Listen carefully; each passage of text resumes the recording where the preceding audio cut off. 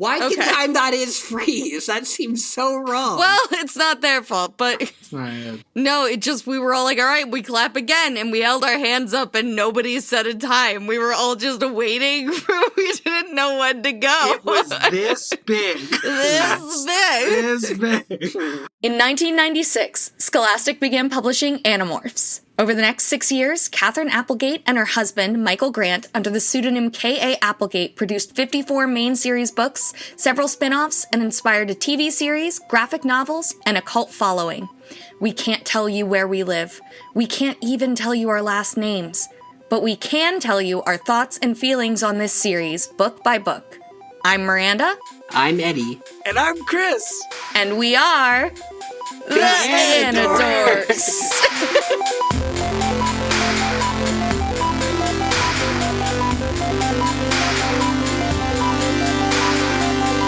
These may be kids' books, but we discuss dark themes and mature content. There may also be some explicit language. Listener discretion is advised.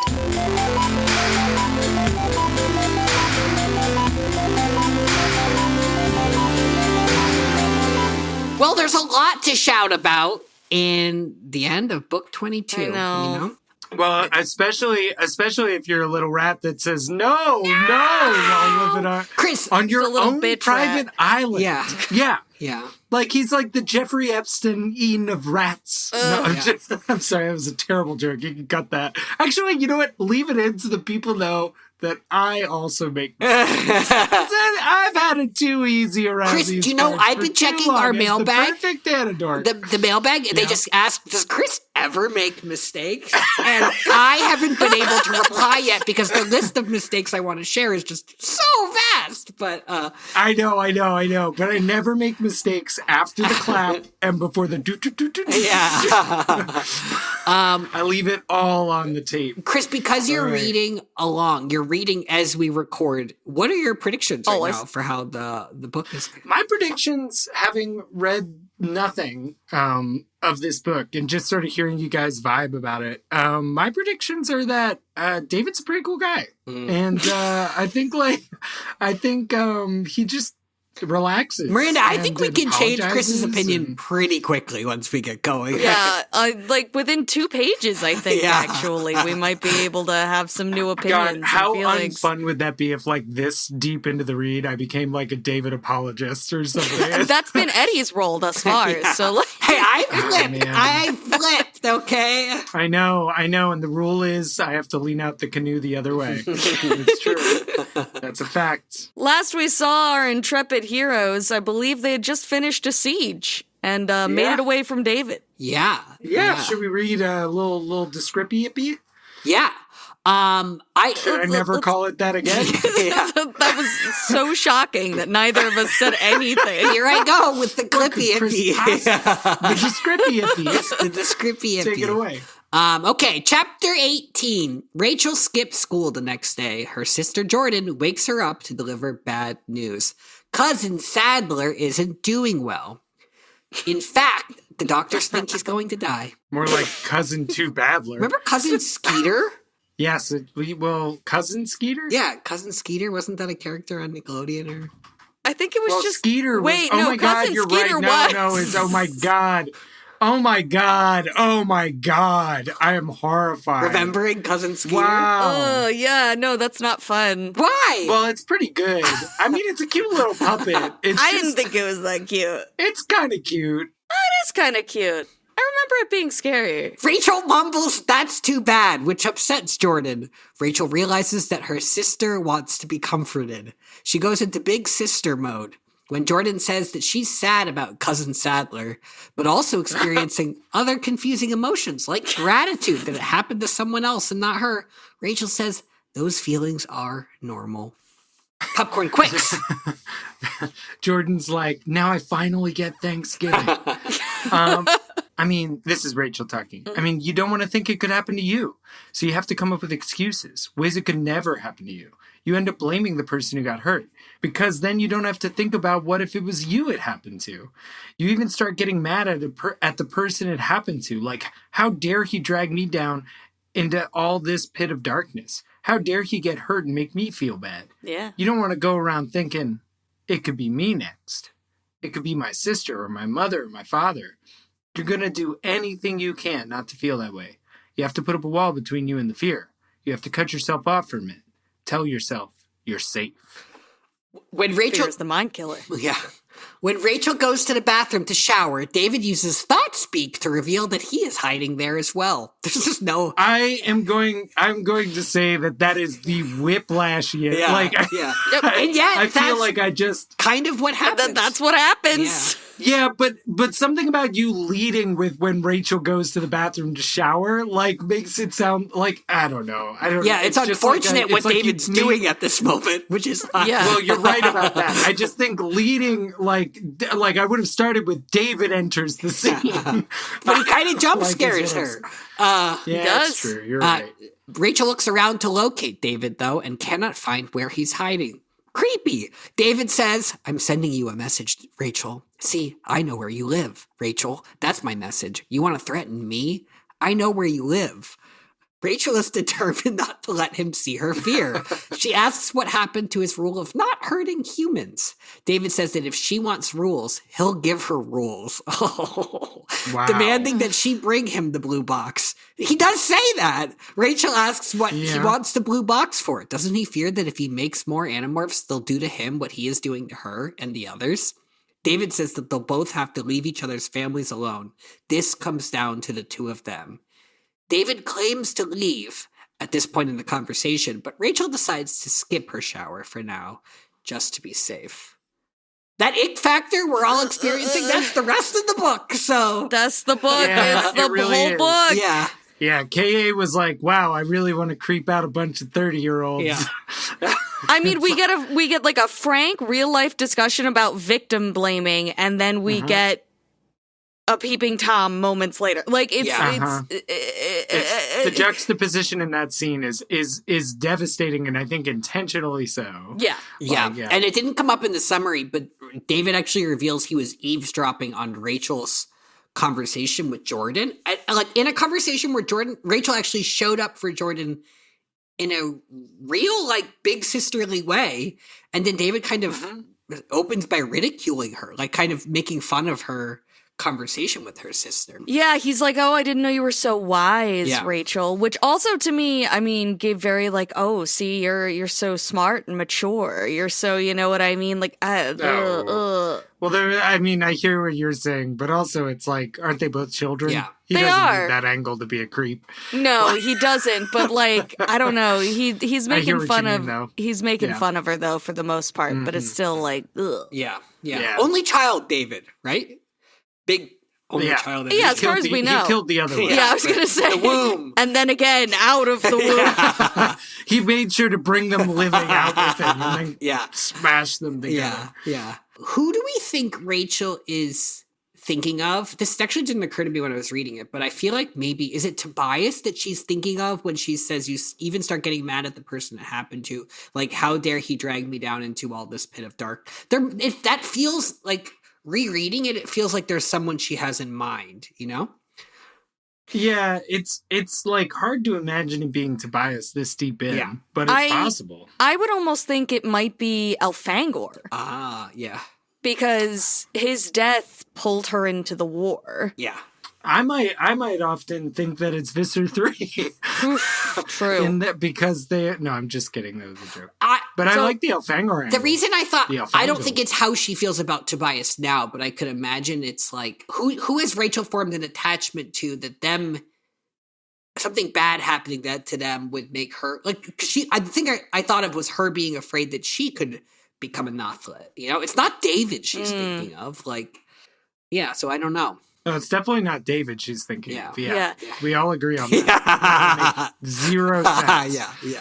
Do we think, like, did both of you feel like Rachel actually, like, she kind of fumbles it at the beginning, like she's getting into the right headspace, but then I thought actually we got one of the clearest examples of Rachel showing up for another person in the series. Yeah, I loved it. I feel like I wish someone had talked to me this frankly at some point in my life about, like, all the complicated feelings that come with when something bad happens to someone.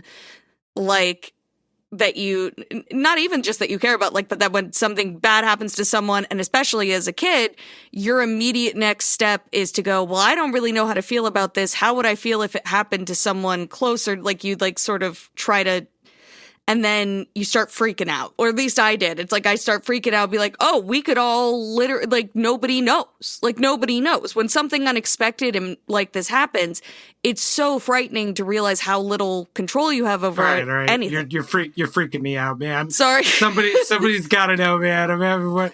But I do actually agree with you. I think it's like really, really awesome advice.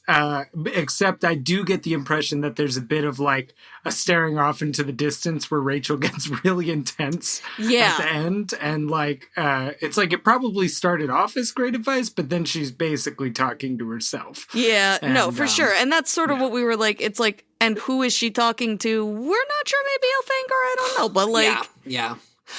But I also think going off of that, I feel like what Rachel does that's probably really important for Jordan, that I remember struggling with these kinds of thoughts and feelings a lot as a kid, was Jordan's actually expressing something that I think is pretty vulnerable for a kid to express, which is like, I feel like something horrible happened and I'm thinking about myself. Like, I'm being selfish. She doesn't say that, but like she's concerned about how it affects her.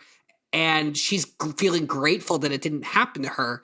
And Rachel normalizing, like, you're not terrible for feeling that way. That's actually normal, I think is a big thing. Right. Lying to the child was very wise. I think it's actually a very valuable thing, because this is the kind of thing Jordan could feel ashamed of, or, you know. Absolutely. Yeah. So. Yeah, it's very like child rearing therapy book.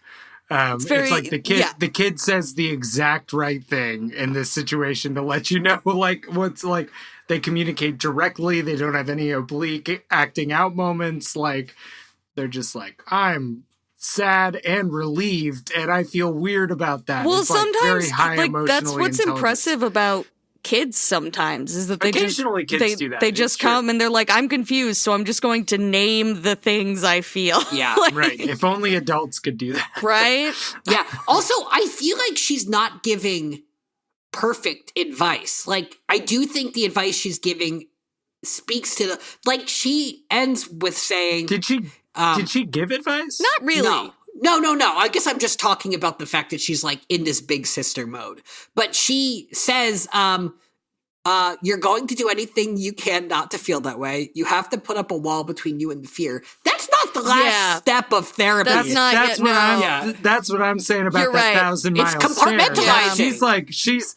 She is like a veteran coming back. Yeah, she's literally explaining how to compartmentalize. She's like, so you're going to need to section off pieces of yourself and only give away a little bit at a time, okay? Or it's going to be too much. Yeah. Like, you're going to want to take up drinking. She's describing a trauma response, kind of like. Yeah, she is. It starts off as active listening and then sort of turns into a self-report. Which I found has worked for me thus far in life, and I've never had to do any more work on that. Like,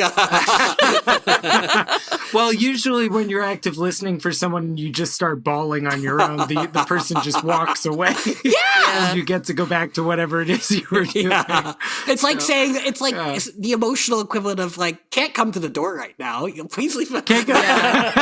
It's like there's a scene in The Simpsons where like Bart or Lisa or something is asking for advice, and it's like, oh my God, I'll just send it to you later. But it's like she ends up describing like a really horrific public events that like one of their relatives perpetrated because he didn't listen to his feelings. Like, you want to listen to your heart and not that voice in your head. That's telling you to, But you could see in Marge's like brain, she's like, oh no, I talked about it in front of the kids. What am I going to do? Like, she's just like. And Chris, when you say you'll send it to us later, you're referring to our Discord. I'll put it in the Discord. Yeah. Yes. Which you can join by subscribing to us on Patreon.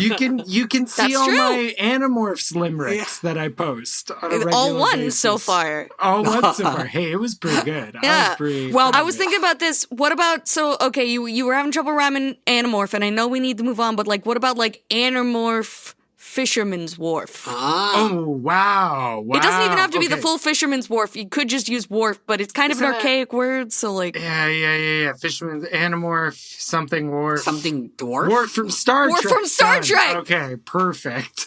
Yeah. All right. Nobody write a limerick. Rachel was the one Animorph who always was sounding like Worf. It's a good day to die, she'd say, with a cry and something, or something, s'mores. I don't know. Move on. You can do slam arms, something that fills her heart with remorse. I mean, Dwarf. We could get dwarf okay. in there. Oh, we could. That's true. Okay.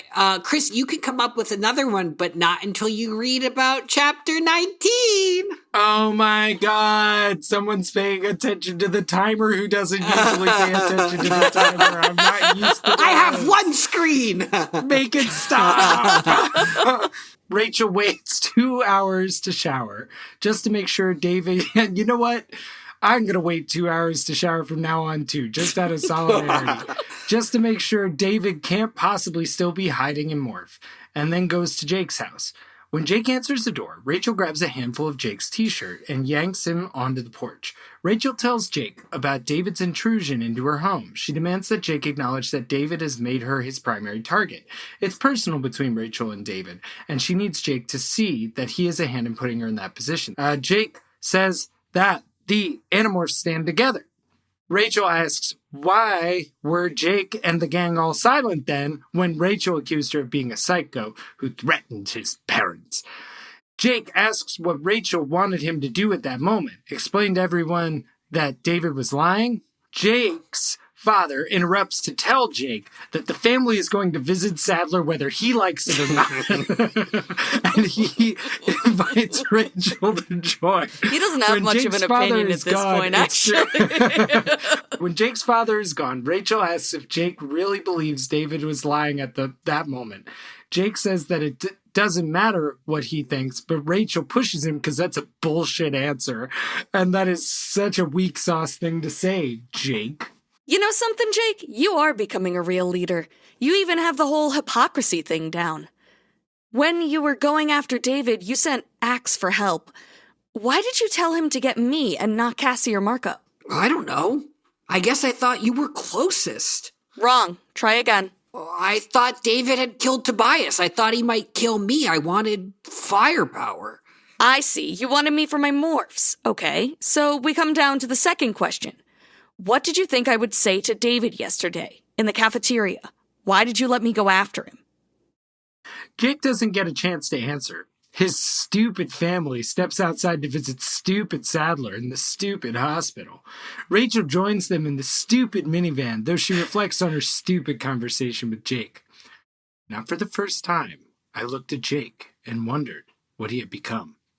He was sitting there, looking like any other kid stuck in any other boring minivan. If you saw him walk down the street, you might think, oh, there's a nice-looking guy. But you wouldn't see half of what there was to Jake, because the other half was on the far side of Jake. But then, I guess that's true of everyone. Yeah. Their far sides are all facing away from you. And you can only know half of them at a time. What if they're on a 3/4 angle? Oh, sorry. Yeah. Or there's a mirror on the other side of them, except in those cases. But you can never be sure whether the pretty blonde lugging a pair of bulging express bags through the mall is just another sweet, ditzy, harmless mall rat. Or me, a rabid mall rat. A feral mall rat. It is very made of specific. Teeth and lies. Is this Rachel's self-image, what she's describing here? I don't... Why didn't she just get more bags if they're bulging? Yeah, dude. Is my real Seriously, question. Get this kid a cart. I love this argument. I love the drama really here. Good. Well, this is only the part I one. want our this children to be fighting this like this every book, and I know that's too much to ask, but... When she says, you wanted me for my morphs, she has a moment of internal thought where she goes, it was a good answer. it could have almost been true. And I'm like, this is so like, everybody is at such a high level of intensity, this book. Like, everything is just dialed up to like 11 bajillion. Like, I don't know, because we don't even sit with that for any time. We don't get to sit with that for any time before she asks him question 2. Like, it just fucking bananas. We've come so far from, what was it, book 15, where Marco and Jake are talking before they go into the underwater world. By the tree that was Vista 3. Oh, before that, when they're on the roller coaster. Why do I remember that? We're not going to change. Yeah, right? we're not going to change. They're not on the roller coaster. They're flying. They're birds. Oh, okay. I think they're watching the roll. No, I do think they're at the gardens for some reason. I think they're hanging out. I think they're flying. But I think it might be when they were riding the roller coaster. Yes, I agree, Miranda. But no, I think you're wrong. I think they were flying. The important thing is that Marco says, vividly. I haven't changed at all, right? And like what this conversation is about in part is how much these experiences have changed them. What you're missing is the immediate irony of him saying that as a bird. Okay. Noted.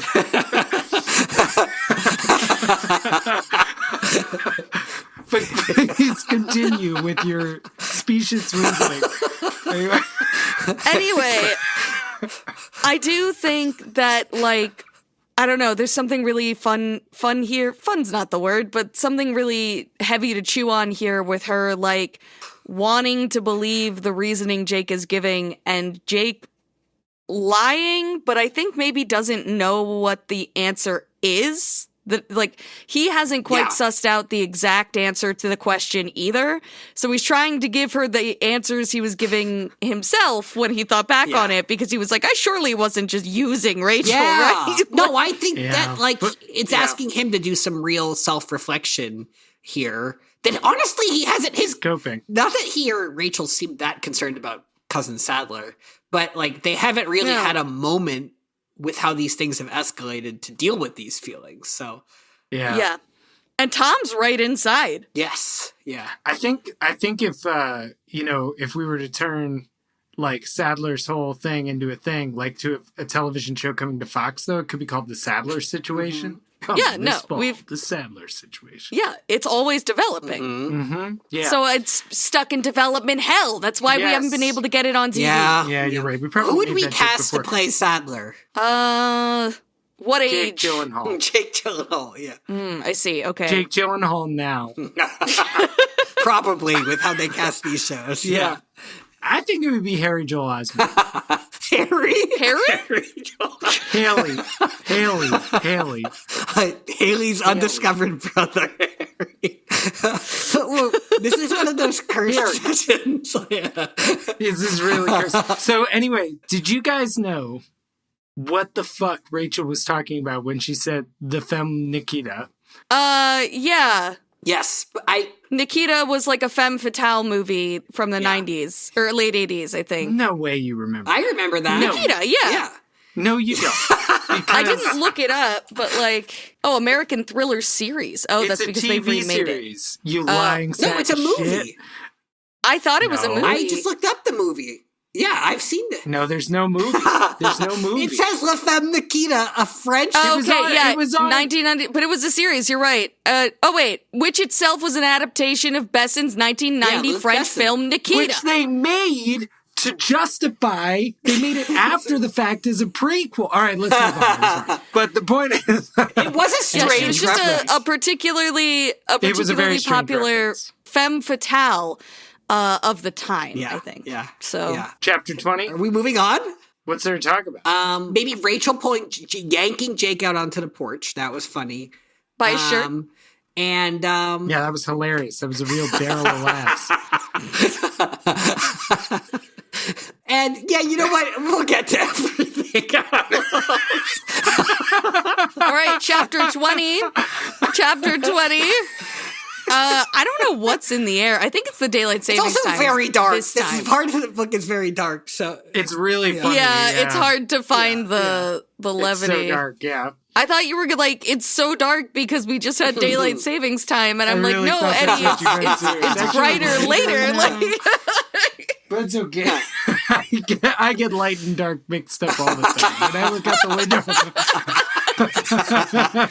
That's why I have so many stains in my laundry.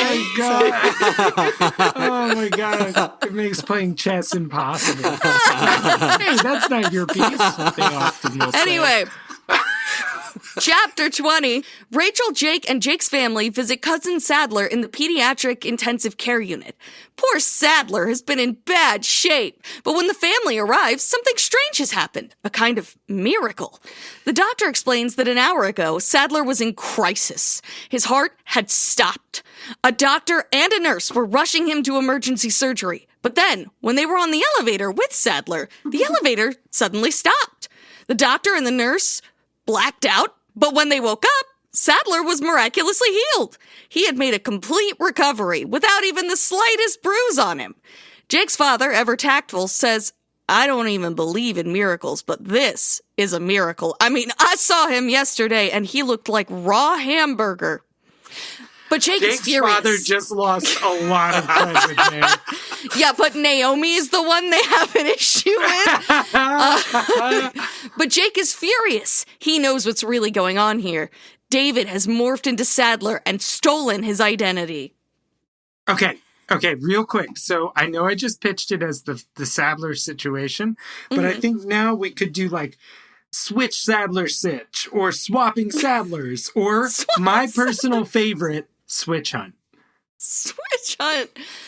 There's a lot of jokes I could make here. There's a lot of different angles from which to come at that joke. Yeah, from which to approach that joke. I teed up some gold for you, and now we're at, no, I'm just kidding. Well, I mean, what am I doing? Am I just asking people whether they like to top or bottom, and then when they tell me they right, but then I pull out a switchblade and also a leather switch, and I start beating and stabbing them at the same time, and Ashton Kutcher jumps out and he goes, "Oh my God, you weren't supposed to do this. What are you doing?" Right? Yeah, exactly. But here's what I'll say. The other idea that I had when I came up with Switch Hunt was, what if there was a dating show where you had to figure out who was Switch?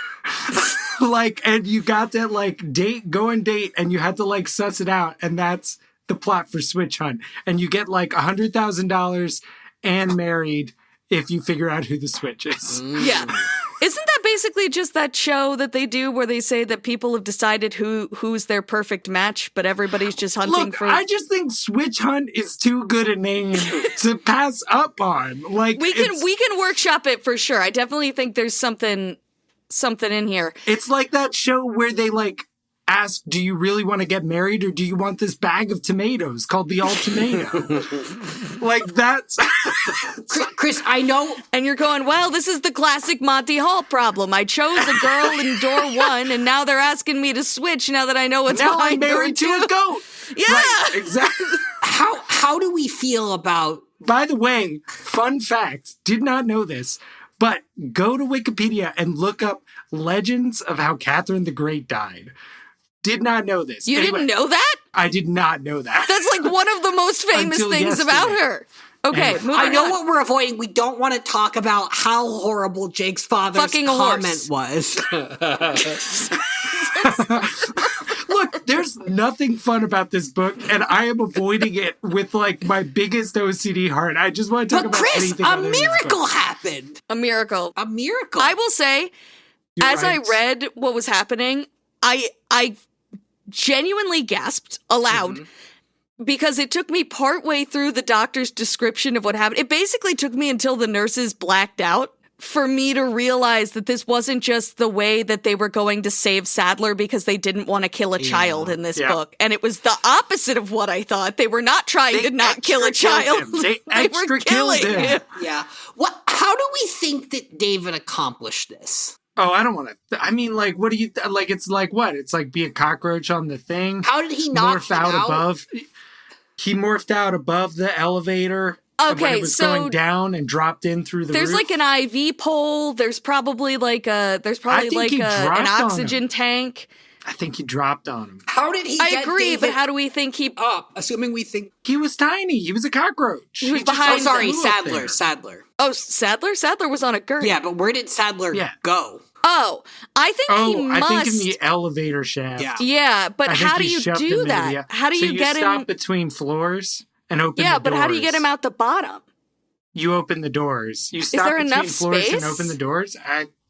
I mean, people die that way occasionally. Yeah, I mean, that must be where he is. So we figured out how he does it on an elevator. Eddie, can you give me how he does it on an escalator? On an escalator. Yes, pretty much the same thing. He stops the escalator. That sounds like a ChatGPT response where it's like pretty much the same thing, but with some important differences. Just what you were thinking. Yeah. You can open up. Haven't people fallen? There's like into a panel at the escalators? bottom. Yeah. That when they're doing maintenance on them, they go down there. People wouldn't look there for a while. Yeah. I think people get. I mean, I hide all kinds of things Yeah. in escalators. So, Jake's dad, the raw hamburger comment is nuts. It's So the they had fact just that it's had a here. huge family cookout before deciding to go visit Sadler.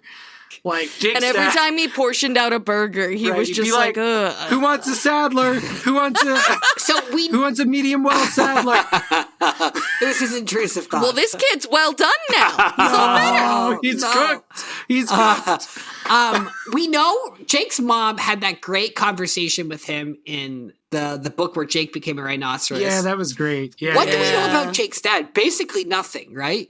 He's He kinda has got a friends really- from work. He likes to watch boxing. Oh my god. foot and mouth he disease. has friends from work. You're right. Yes, that was something. Okay, that's right. Yeah. Yeah, I think that's about all we know about him. Is he's just a bro. Yeah, who They wants were gonna to hang watch the out. fight. Yeah, it was Yeah. that's most of what we've heard. Yeah. Yeah. Yeah. Do we know anything about him? He probably is the one who pushes them into doing sports. I think we know Jake's mom. We know her job. She's an She's an author author. Jake's dad. or writer. She's a writer. Yes. Jake's dad is a biographer. her biographer. He's doing the longest, biography. slowest biography Yeah. of a writer Uh-huh. in an unnamed town. Yeah. Yeah. So yeah, David stole Sadler's identity. That's fun. He's Yes, like a real and- life changeling. I get it. He is, and He wants a family. yeah. His parents were taken from him. So he Yeah. I thought maybe Well, we this get could that be a summary good in the answer next chapter, to, right? to the problem. Yeah, let's go. Okay. Chapter 21. Jake has it all figured out. Days ago, when Jake told the gang about his cousin Sadler's situation, David's eyes had lit up. Coming this fall. Jake hadn't thought twice of it then, but now it all makes sense. By becoming Sadler, David has found a kind of home. The hospital Yeah. feeds him and gives him a place to sleep. He even gets the attention of an adoring family of a kind by worming his way into Sadler's family. All David has to do is excuse himself for 2 hours at a time to use the bathroom, at which point he resets the morph cycle. At which Hang on. point he poops. Hang on though. He doesn't go to the bathroom for 2 hours. He goes to the bathroom every 2 hours. Every 2 hours, yes. All David has to do is excuse himself every 2 hours at a time to use the bathroom, at which point he resets the morph cycle. The next time that David has to excuse himself, it's a lot of emphasis on the excusing. Is that what you've been doing in there, Ed? Is it, you're Excuse me. resetting the morph cycle? Don't go for the door, I'm resetting the morph cycle. The next time that David has to excuse himself to do this, he stops to speak with Rachel and Jake. He orders them to deliver the blue cube to him in 24 hours. Jake and Rachel step into the hospital hallway to plan. Jake points out that they'll never know whether David is eavesdropping on them except at this very moment, so they will have to figure out what they're going to do. First, however, Rachel forces Jake to answer the question from earlier. Why did he send Rachel to confront David? Did you think I was going to kill him? Did you? Is that why you let me go after him? Is that why you sent Axe for me? Because you think I'm some kind of violent nut you can call in whenever you need some dirty work done? Look, Rachel, every one of us has his strengths and his weaknesses. And my strength is being some kind of crazy killer? I didn't say that. You did not say it! Okay, fine, Rachel. You want to do this? Fine. I think you're the bravest member of the group. I think Thank you. You're welcome. I think in a bad fight, I'd rather have you with me than anyone else. Darn tootin'. But yeah, Rachel, I think there's something pretty dark down inside you. Hey, whoa. I think you're the only one of us who would be disappointed if all this ended tomorrow. Cassie hates all this. Marco has personal reasons for being in this war. Axe just wants to go home and fight Yerks with his own people. Tobias... Who knows what Tobias wants anymore, but you, Rachel, you love it. It's what makes you so brave. It's what makes you so dangerous to the Yerks. You did think I would go kill David the other day. My God. No, I thought you'd scare him. I thought you'd say the things it took to scare him. I thought you'd say whatever you had to, and I thought that of any of us, David would be most likely to fear you. Rachel wonders if this is all true. Did she love the war? I worry about you, Rachel, more than any of the others except Tobias. I feel like this war is to you like booze is to an alcoholic. Like, I don't know what will happen to you if it all ends someday. What are you going to do? Go back to being the world's greatest shopper? Go back to gymnastics and getting good grades? You worry about me? What do you think you're going to do? Jake, you're a leader now. You make life or death decisions all the time. You've learned to do that. And you've learned to... Sorry, I'm laughing because that actually just sounds like a really marketable skill. I think Jake actually just has like a career path in front of him, probably. Like, as a politician. You've learned to do that. And you've learned to use people. You use them for their strengths and their weaknesses. Worry about me? Like when all this is over, you'll go back to being a mediocre basketball player and a decent student? Ouch. You're not even in high school yet, and you're the most wanted person in the Yerk Empire. Visser 3 would trade his blade chip for your head on a stick. I'm not going to lose it, Jake. Maybe you're right. Maybe I do kind of get off on it all, but I still know where the line is, and I won't cross it. I'm not some kind of nut. I know what I'm doing. I know you do. But everyone draws their own line. Cassie's is in one place, Marco's is somewhere else, yours is in another. Mine, for example, I used to think my line was drawn at using my friend, my cousin, to do my dirty work. Guess that turned out not to be true. Sorry, Rachel. Rachel surprises herself by hugging Jake. He hugs her back. Now they just have to figure out how to take that little creep down. Surprises herself by hugging Jake. It's like, she like hugs him. She's like, oh, she's like, whoa, didn't see you there. I actually really like where Jake lands at the end of this scene. I mean, I really love this whole conversation. You just like accountability. But everybody loves accountability. I liked that Jake owns that he takes accountability. Like, he did do something weird and he owns it. Yeah. And he realizes that there was a time in his life where no matter what excuses he was making to himself, he wouldn't have been able to do this thing, and he would have never thought that he could have. Yeah. But he's like, no, you scare people, and I'm willing to send you out to scare people, and that is kind of fucked up of me, especially given that we haven't talked about it. If we talked about it, that'd be one thing, but like... Yeah. I mean, Chris, you did say a book or two ago, at some point in this trilogy, that it was a book about what happens when you don't check in with your coworkers. And, yeah.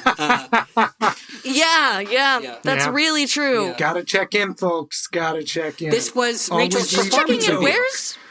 Where's the line? Yeah. Where is my line? What's my line? Hey, what's my line and where is it? And what's my motivation? Why did I just kill David? I just imagined when Jake says that, I feel like this war is to you, like booze is to, and then I imagined him saying to Marco's dad, because I'm like, that's mean. I know it's me. I mean, there would have been no reason to swing at him. There would have been no reason, like, because he's not involved in this. Yeah. I was almost like, also, if he'd said like your dad or something, that would have been like, ooh. Yeah. Like, I feel like there's no diegetic evidence either. Like, as Marco's dad's lawyer, like, that's something we inferred from our read on a depressing situation. Well, it's like, you're depressed, and it's like, what do you do all day? And I mean, I often have the thought, God, I feel like I'm getting weirded out because I think I miss day drinking, and then I remember what I miss is vacation. So what Eddie just said is slander But now we're Sorry, recording. what I meant was and when it goes on the transcript, will that be live? Transcript, yes. Okay. I feel like this war is to you like cheese balls are to Marco's father. He loves cheese. There you go. Yeah. That's even meaner. No, I'm kidding. I feel like violence is to you what pictures of hurricanes over your dad's face are to your mother. God, now that's what they should have asked on the SATs. I would have gotten it totally right if that's how those would work. Is Rachel addicted to... I feel like Rachel's addicted to adrenaline, not violence. She has talked about a couple times this book noticing she's having the adrenaline high. Yeah. So I can see that thought, and I do understand this idea of like, for certain people, especially once you've reached a certain height, like things that don't live up to that, like the high of getting away from something alive is very difficult to replicate. But replicating it is a bad idea. I always read it not completely as an adrenaline junkie thing, though. I think there's a way in which, like, she's tossed around by the world as, like, an object and, like, objectified and sort of preyed upon by the world. And she is now in a power fantasy where she gets to flip that fear onto, like, the people she's fighting against, and it's morally just for the most part. So she's given, like, moral license to basically be as scary as some of the weird-ass situations she finds herself in with, like, the patriarchy. And like, that's just how I read it. It's like, she is, like, at risk of becoming like, the version of the predator who preys on her kind of thing. Or some, like, I see some kind of, like, literary yin-yang symmetry rotational thing going on there. But I don't think she's a monster. No. I don't think it's trying to say she's a monster. I think it's trying to say that this power fantasy is working for her, and that part of her wants to live in it because she gets to keep taking things into her own hands and keep doing things. Mm-hmm. And part of what that is like the adrenaline rush, not just of you know, getting away alive, but I mean, in that point, I mean, like, righteous fury. Like, when you do something that you believe is righteous and good, you get, like, a huge hit in your brain. It's also, just to dovetail onto that, it's a fascinating sort of, like, it's a fascinating balancing game she's playing with David, who, like, also, you know, is giving... I don't know. We have that disclaimer at the beginning, but is giving, like, school shooter vibes and incel vibes and kind of, like, justice, righteous, self-righteous anger, disgruntled man vibes. So he, like, represents that aspect of that, but then she went out and tortured him, threatening his parents, right? So there's some, I don't know. To me, it's, like, all tied up in that kind of a way. I do think we didn't hit this earlier, and I don't think there's a moment where it's anywhere near as clear, but, like, the way that they turned the volume up on the knob of what David and Rachel's dynamic is for the fact that he was hiding in the bathroom is like, there were hints of that before this, but I just think it's actually nuts that the book took it. And it doesn't, I mean, it comes all the way up to, like, explicitly naming this as, like... It's like Chapman picking... with Loren. What was it? It was Melissa with the dead eyes when they pick her up after she was almost... It's like, it's putting it in the room. It's like naming it as, like, the world is out to get Rachel. Yeah. But just, like, the threat of sexualized violence and gendered violence is just so intense there. And it's strange. Maybe they couldn't take it there. I guess they probably couldn't. But they don't name it as such, but, like, they kind of they give, like, other plot reasons for why David is targeting Rachel, but it's very clear. Yeah, it's very clear what it is. Yeah. I think, you know, when we talked about, you know, what is he going to want? Because he wants something that everybody has in each of these 3 books, and we were talking about Rachel's power. But I do think there's an objectified level of wanting Rachel. Yes. And it will grow more clear in other ways, but I think part of it ties back all the way into last book, into wanting Jake's power. And Jake's power with people, and sort of viewing the other Animorphs as his followers. Yeah. To win away from him. Yeah. Then, Like big manosphere vibes. Yeah, she's Big, just, like, and yeah. so now he's like, I'm putting in the work and else, like, I have this somewhere else, but it's like, I'm putting in the work and Rachel is something I could win. Yeah. Yeah, Like, and he even crosses that line explicitly in the second to last chapter. yeah, and we'll talk about it more then, but it's very grody feeling all book. Like, I felt this book in my memories. Like things were just like rippling, and I was like, I hate it. The thing that crossed my mind, like while you were saying that, was it's like I feel like when these books get rewritten into their new gospel forms and like get passed down through the generations, the one detail that'll be kept is that her shoes are missing in book 2.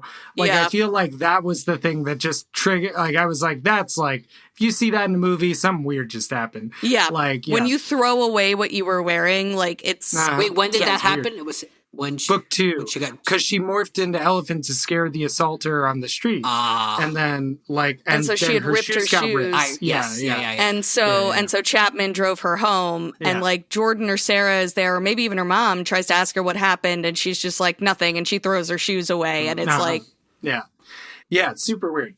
I mean, it's super not weird. It's not like it's. I don't think I'm saying it's weird as in it stuck out to me. I don't think there's another character that even comes close to feeling like KA working through something as Rachel. Like, there's just something present every time you read a Rachel book. Yeah, so her voice comes through Rachel pretty directly at times, I feel like. Yeah. Shall we move on to chapters 22 and 23? Yeah. God, let's finish this depressing book. We'll be almost done. Rachel and the others meet in Cassie's barn.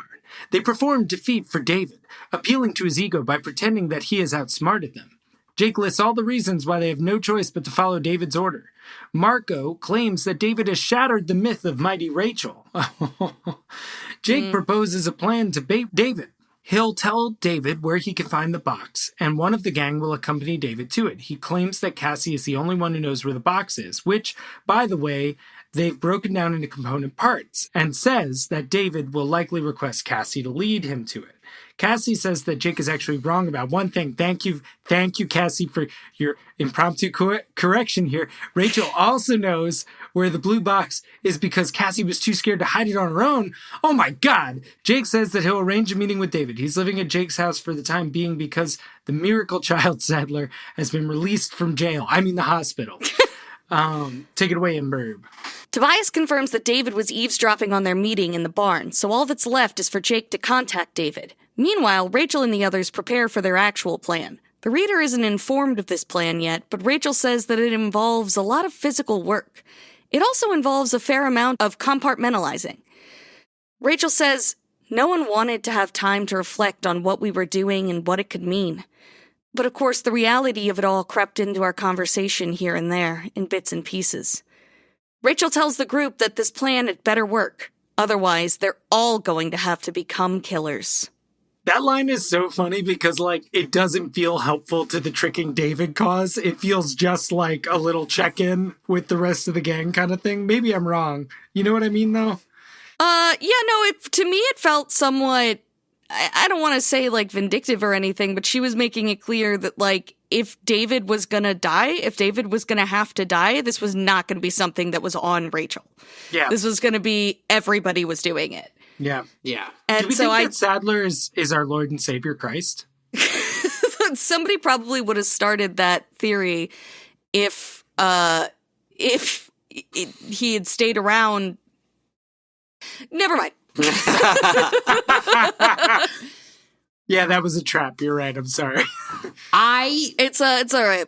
I love this Sadler Thosinesti chapter where they're all. What? Yeah, okay. It's just the thing you say at Easter in Greek. It just means Christ is risen, but if it's Sadler is risen. Yeah. I love this Sadler and Esty. Sadler and Esty. I love this chapter where they're all faking it for David. I would really love to read this chapter as like a 12-year-old like and see softcore David porn. Yeah, where Tobias isn't. It's like Tobias isn't Oh, there. because it's all for David. Yeah. and it's like cheesy acting too. Oh, it's so like rough. they're like pushing each other around, and like Rachel pretends to choke out Marco for a second. I honestly didn't fully realize that it was an act until she picked him up by his throat and was like, "Don't push me, Marco." And I was like, am the mighty Xena. Okay. I'm like, never mind. Okay, we're assuming David's listening. I understand now. Because so far, everything there, except the fact that Marco says, like, David killed Tobias, I was like, everything here is true so far. Yeah. And nothing that David wouldn't know already. Yeah. So, like... So I need to introduce you guys to a new logical concept that I have derived from this series that is very similar to the transitive property, but I call it the morphative property. Okay. And so here's one example. So Sadler is a jerk. Mm-hmm. David is a jerk. David becomes Sadler, the morphative property, right? Okay. So here's another example. Rachel is Xena. Marco says that David is Hercules. Hercules sucks. Thus, the morphative property is adhered to, which is basically just the morphative property is that David will morph anything that sucks. Okay, I was gonna say, I was like, I don't feel like it always works that way. I mean, sometimes, like... You thought like, I was going to say that Rachel was David, but I... No, but I thought you were going to say that, like, but I was going to be like, well, Rachel doesn't only have badass morphs. She does have, like, a shrew. She does have, you know what I mean? So I'm like, do those things become badass because Rachel morphed them? But the thing that was different here was that we had A and B, and when A shifted into B, nothing changed. Right, like B already sucked before A got there. That's true. That's why it's the morphative property. I have a creepy question to ask. It's more... Do it in a creepy voice then. Does David have more morphs of the Animorphs than we realize? Like, is it possible? Wasn't there a moment where they gave him the morph ability that we felt like he held someone's hand too long? They all shook hands, yeah, but like I don't remember if it was before or after they touched the box. He has a Marco morph, right? That's confirmed. Yeah, but they said he had to acquire that. He acquired it while that Marco was night, unconscious. so that would imply that he doesn't have any others. Yeah. Mm-hmm. Otherwise, I think he would have shown it off at the school. Yeah, definitely. Like he's too showy for that. You know what I mean? If he would only have like gotten in the lunch line as Marco and then switched to Cassie. The one thing he like he wants wouldn't is have Jake, right? Like that's the morph that he wants. But maybe he's too prideful. For sure. Trying to catch them all. Yeah. There's a funny moment where Jake says about David during this barn scene, I don't want to share a planet with him, although I'll tell you one thing. I wish it had worked out with David. Whatever else you could say about him, he's smart, brave, and ingenious. And then they all nod in solemn agreement. Like, yes, that's right. Yeah. So it was. he so was. And I thought he was cute too, actually. Yeah. And the moment when Marco, I was still, even though I understood what was going on, or maybe I was like putting it together the first time I read this, I was so relieved that Marco was not actually saying these things about Rachel, because actually it's pretty gross and it's pretty mean. Yeah. And it does feel like the kind of thing that they probably talked about beforehand and that they really had to sell it. But there's a seed of the stuff that Rachel's insecure about this book. And no, it seems like he really is going for her. Like he's going for known weaknesses. Yeah. And they probably talked about, Cassie probably said, here's what you're going to say to her to make it look real. Yeah. But the reason why this plan worked is because they checked in beforehand. So true! Yeah. Oh, also, just fun fact, they make it seem like Cassie accidentally lets slip to Jake that Rachel knows where it is. Right. She doesn't just, she's like, oh yeah, no, I had to have him break it down I had to have Axe break the morph cube down into pieces so that I could carry the parts, and blah, blah, blah. And I was so small and I could only carry one part. And Rachel and Jake's like, wait, Rachel? And then he's like, I should have known you wouldn't be, you'd have, oh no, he doesn't actually. He doesn't chide her for that at all. He says, even if you told Rachel, you definitely hid it somewhere nobody ever fucking will find it. Right, you broke right, it into right. pieces. Goes and right back into the script. Yeah, yeah. But I do think like it's like David's complete lack of suspicion of certain people. Like it's kind David of impressive. It's kind of amazing. And Cassie, I have a line for it later on. But Cassie is performing. I mean, I think they're all kind of performing the version of like a version of how they believe David views them. So Cassie is very meek. Cassie can't do things on her own. She's too scared.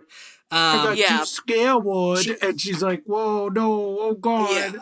But it also is like impressively close to how it would go if this is what had happened.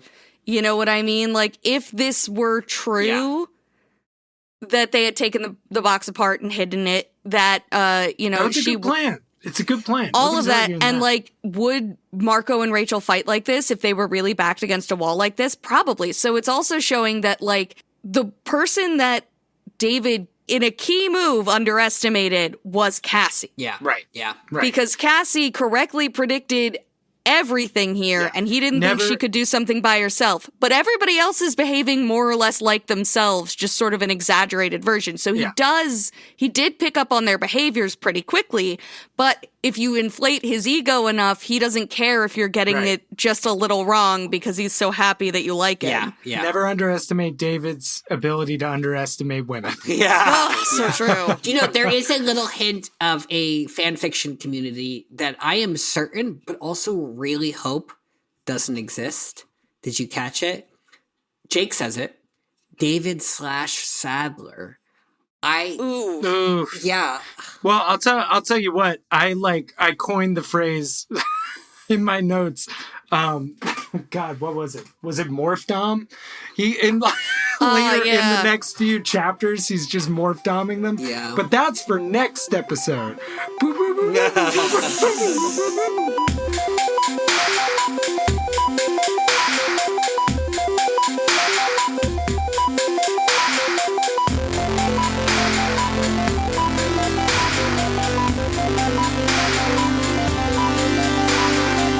Thanks for listening to Anidorks. We'll be back soon with lots more to say. Until the Andalites return, or at least until next time. See you soon!